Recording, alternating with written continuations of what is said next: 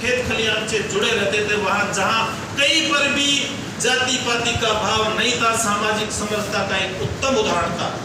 जहां कोई गोचर भूमि में गोवंश गोधूली बेला के समय लौटता था, प्रभात में गडरियों के साथ माताएं बहनों के उनको चराने जाती थी, भीषण गर्मी के टाइम उस तालाब में नहा करते थे।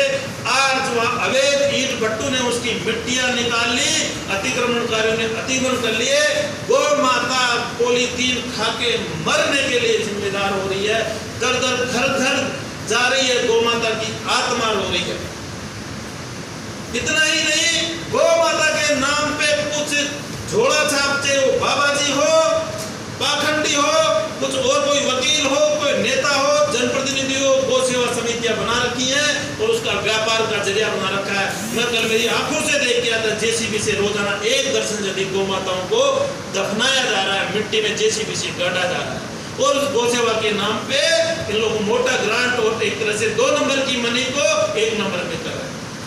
आपके सामने ये विषय रखना इसलिए जरूरी है कि इस प्रकार इस बार वर्ल्ड बैंक ने इस बार संयुक्त राष्ट्र संघ ने 150 देशों ने अंतर्राष्ट्रीय पर्यावरण दिवस की थीम रखी है भूमि का रखरखाव, सूखे से बचाना, मरुस्थलीकरण से कैसे बचाया जाए, इस प्रकार का एक थीम रखी है। हर बार थीम रखी जाती है, क्वेश्चन बनता है। केवल 5 जून को विश्व पर्यावरण दिवस, ये एक क्वेश्चन नहीं है। इस बार की थीम क्या है, पिछले बार की थीम क्या थी, थीम ये क्यों रखी गई है, पर्यावरण की चिंता देखो कैसे। पूरे सौर मंडल में एकमात्र ग्रह पृथ्वी है जहां पर जीवन संभव है। हालांकि साइंस अन्य ग्रहों पर भी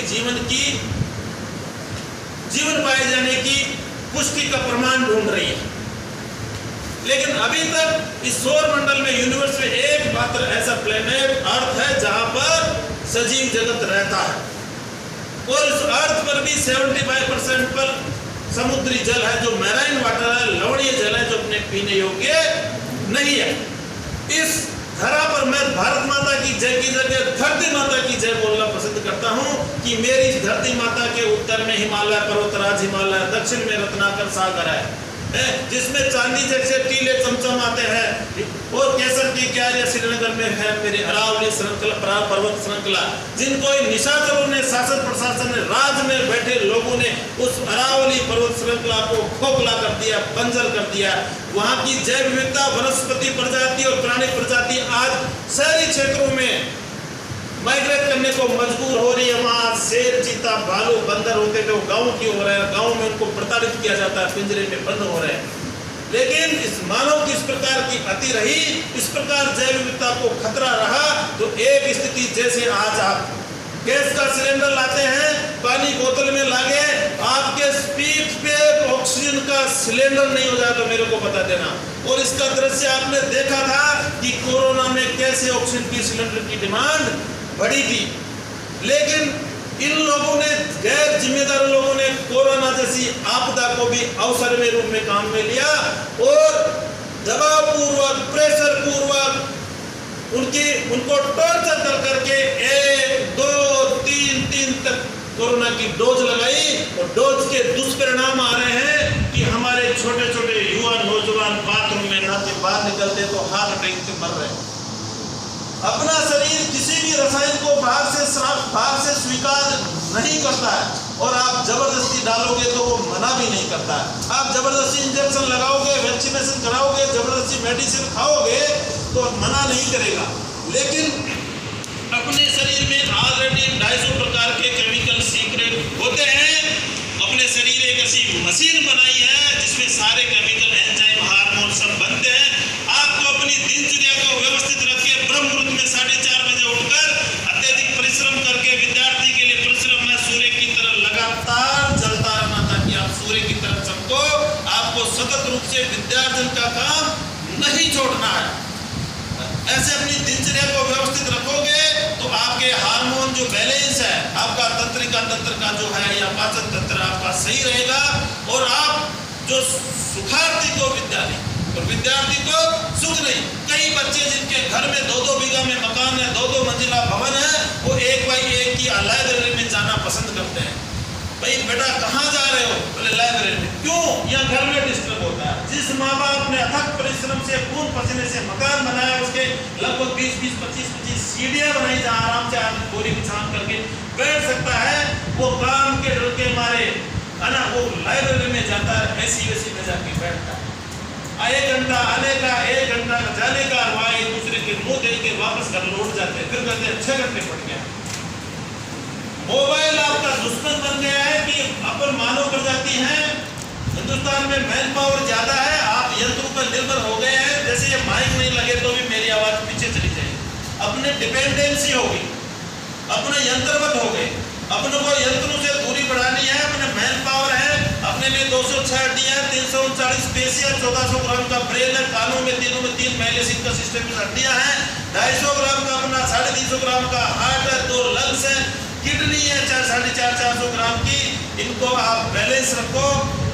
ये एकमात्र ऐसा शरीर बनाए, ऐसी मारुति ऐसी गाड़ी बनाई है, इसकी ना मर्सिडीज होल्ड कर सकती, ना फॉर्च्यूनर होल्ड कर सकती। इसके टोट sense of sight, sense of hearing, sense of smell, sense of taste और सेंस ऑफ टच, इन सबको एक्टिवेट रखो। विनम्र बनो। आपसे एक विशेष आग्रह करना है। आप नहीं पढ़ते होंगे, आप किसी भी अखबारों के आलेख आपको ऊपर की खबर देखते हो या फेल प्रश्न देख लेते हो, जिनसे आपको कोई ताल्लुक नहीं, जिनसे आपका कोई मतलब नहीं है, उसके अंदर जो संपादकीय बुद्धिजीवी लोग जो लिखते हैं वो आप पढ़ते नहीं। प्रकृति की बात कर रहा हूं, हमेशा हमेशा बर्फ की चादर से ढके रहने वाले ग्लेशियर पिघल रहे हैं, वहां पर घास उगती हुई देखी जा रही है। अलकनंदा, गोदावरी, गंगा अपने प्रवाह क्षेत्र खतरे के निशान से ऊपर बह रहे हैं। उसमें से आप कहेंगे आदमकरण का भी बाहर गंदी सरपंच का बाढ़ नहीं मिला, 5-7 दिन बाद कोटी मिली। जल प्रलय की स्थिति आ रही है, नदियों का पानी बर्फ पिघलेगी, ग्लेशियर से नदियों में आएगी, नदियों से पानी समुद्र में जाएगा। समुद्र का एक पात्र है, निश्चित पात्र है, उसमें वाटर लेवल आवश्यकता से ज्यादा बढ़ रहा है। वहां के द्वीपों के सामने डूबने का खतरा। एक स्थिति ऐसी है कि अत्यधिक दोहन से सूखे की स्थिति है, जिसमें आपका राजस्थान, अत्यधिक जल दोहन से, अनियंत्रित जल दोहन से, अनियंत्रित अनकंट्रोल अतिक्रमण से और जिम्मेदार लोगों के गैर जिम्मेदार रवैये से, आम जन के स्वार्थ भरे रवैये के कारण से आज अपना पेयजल संकट आ गया है। प्राणवायु शुद्ध नहीं मिल रही है, धरती तप रही है। 120 सालों का रिकॉर्ड टूट चुका है, जिस पर इतनी भीषण गर्मी कभी नहीं देखी गई है। ऋतु ने अपना अस्तित्व खो चुकी है। वसंत ऋतु का पता ही नहीं चला कब आए, कब फूल खिले, कब कलियां निकली, कब भंवरे गुनगुनाए, कब तितली उड़ी, कब कोयल हो रही, आज पता ही नहीं चलता है, क्योंकि हमने वनस्पति का विनाश करके ये कंकर पत्थर के जंगल बना लिए। या कि अपने आसपास ही देखो कि कितनी बड़ी कानूनों की बगीची होती थी, कितनी गोचर भूमि होती थी, कितनी सुंदर पवित्र नदी बहती थी। अपने 80 साल पुराने किसी बुजुर्ग से पूछना, और आज आप गंदा पानी बिस्लरी का पी के वो उसका कोल्ड ड्रिंक का 40 रुपए देके खुश होते हो, और शाम को फिर यहाँ जो कसाई खाने खुले हुए हैं, बूचड़ खाने खुले हुए हैं, कि गहलोत की फोटो वाला कार्ड दिखा देते, वसुंधरा की फोटो वाला कार्ड दिखा देते, भजनलाल जी की कार्ड वाला फोटो दिखा दो, और किसी का कोई भी अंग निकला लो। यहाँ इतने खून के सौदागर पनप गए हैं कि खून दो। रूणलाल जी को आपने खून देते हुए देखा कभी? माँ के डीएनए का खून, पिताजी के शुक्राणु का, माँ के अंडाणु का दिया हुआ निर्मित खून कभी किसी को मत दे देना। ये खून के सौदागर है, अपनी राजनीतिक रोटियां सेकने के लिए अपने जन्मदिन पर आपका खून लेते हैं, आपको एक हेलमेट देते हैं, एक नकली कैंपर देते हैं, जिसमें आप ही एक नदी का पानी भरते हैं और आपको बावड़ा बनाते हैं। उस खून को यूपी, महाराष्ट्र, बॉम्बे में 3 से 5 हज़ार में बेचते हैं। अभी ये बेटी मिली, इसको किसी ने खून की व्यवस्था नहीं कराई, इसको रोज प्लेटलेट चाहिए थे, क्योंकि एक मजदूर की बेटी थी, एक कारीगर की बेटी थी। और अगर ये किसी एमएलए की, राव साहब के खुद के ब्लड कैंसर आज तक नहीं मरा रहे, सांसद और बन गए गलत तरीके से। यहाँ का कोई एमएलए देखा ब्लड कैंसर से मरा हुआ? लेकिन हर रोज गरीब के बच्चे मर रहे हैं। खून आपका निकाल लिया गया है। 18 साल से लेकर 60 साल के आदमी का, हर गांव का, ये दिमाग से ठसबुद्धि हो जाए, कभी सरपंच और मेंबर की टिकट से अलावा वो टिकट की मांग न कर ले। इसको चौमुख से ज्यादा जयपुर का पता नहीं रहना चाहिए कि कहाँ प्रदेश कार्यालय, कहाँ केंद्रीय कार्यालय। इसलिए इस षड्यंत्र को समझना है।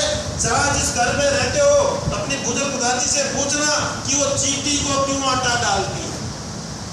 चींटी को आटा डालने का मतलब ये धुआंधार वाले, घी जलाने वाले यज्ञ करते यज्ञ के बराबर है। हजारों की संख्या में चींटियां उठाने को अपने